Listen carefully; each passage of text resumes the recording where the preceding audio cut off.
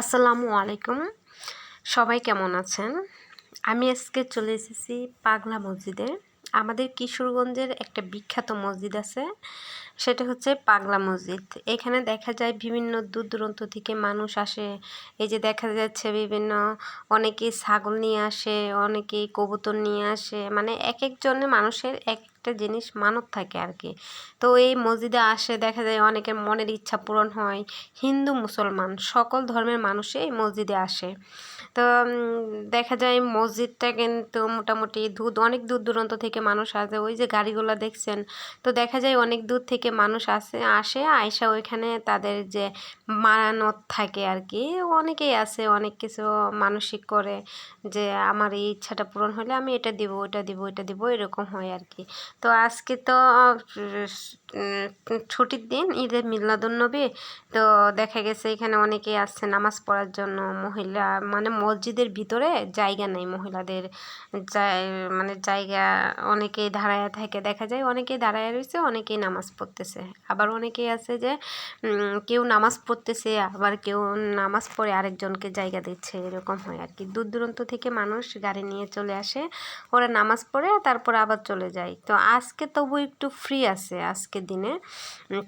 শুক্রবার দিন যদি এই মসজিদের ভিতরে ঢুকেন, দেখবেন মানুষ আর মানুষ, আপনি পা ফালানোর মতো জায়গা পাবেন না।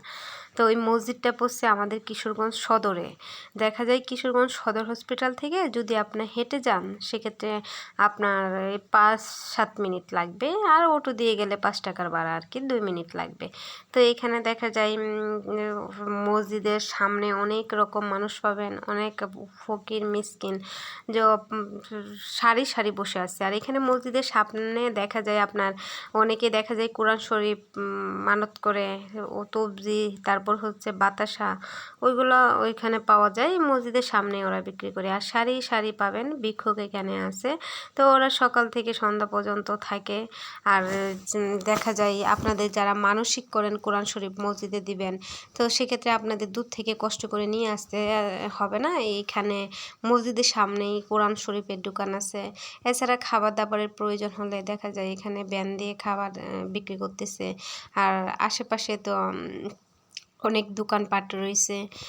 এছাড়াও দেখা যায় যে এখানে পাগলা মসজিদটা হচ্ছে 3 তলা কমপ্লেক্স। তো দেখা যায় শুক্রবার দিন আপনি মসজিদ প্লাস হচ্ছে মসজিদের যে মাঠ দেখতেছেন, ওইগুলো একেবারে টইটুম্বুর থাকে মানুষে।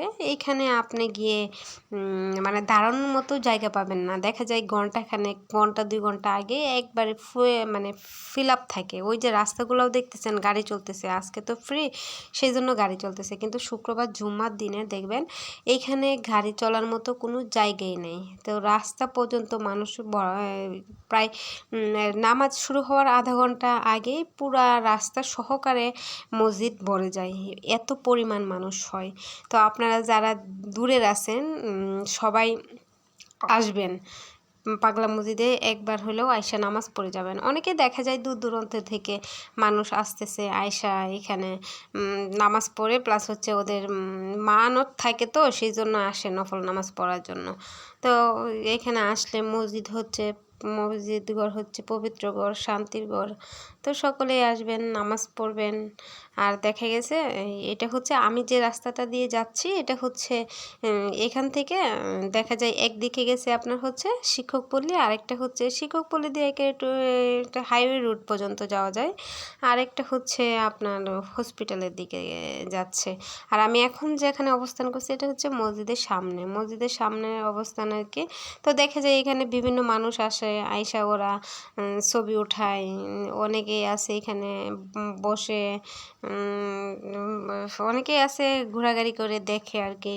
অনেকে আছে এখানে বৈশা বৈশা নামাজের পরে অনেকক্ষণ তসবিহ গণনা করে। এছাড়াও মসজিদের সেফটির জন্য এখানে আলাদা একটা রুম আছে ইমার্জেন্সি সার্ভিসের জন্য, ওই যে ফোন নাম্বার দিয়ে রাখছে যে কোনো ইমার্জেন্সিতে কল দেওয়ার জন্য। এছাড়া এই যে মসজিদের 2 পাশে দেখবেন এই পাশ দিয়ে সারি সারি কোরআন শরীফ নিয়ে বসে আছে, যার যেটা দরকার ওরা ওইখান থেকে ওই দোকানগুলো থেকে কোরআন শরীফ নিয়ে যায়, নিয়ে গিয়ে ওরা মসজিদে দিয়ে আসে।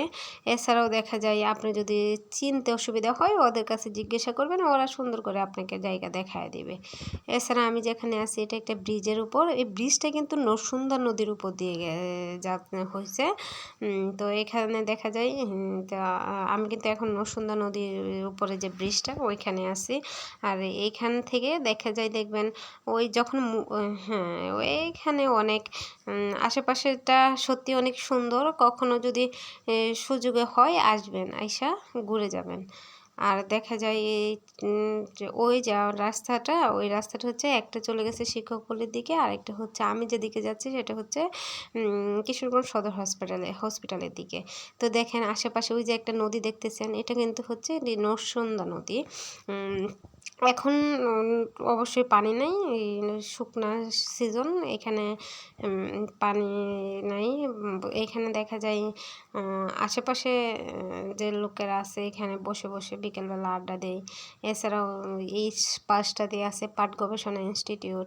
তারপর হচ্ছে দেখা যায় বিকেলবেলা অনেক লোকেরা এদিক দিয়ে হাঁটাহাঁটি করে, রাস্তা একেবারে নিরিবিলি। আপনি যদি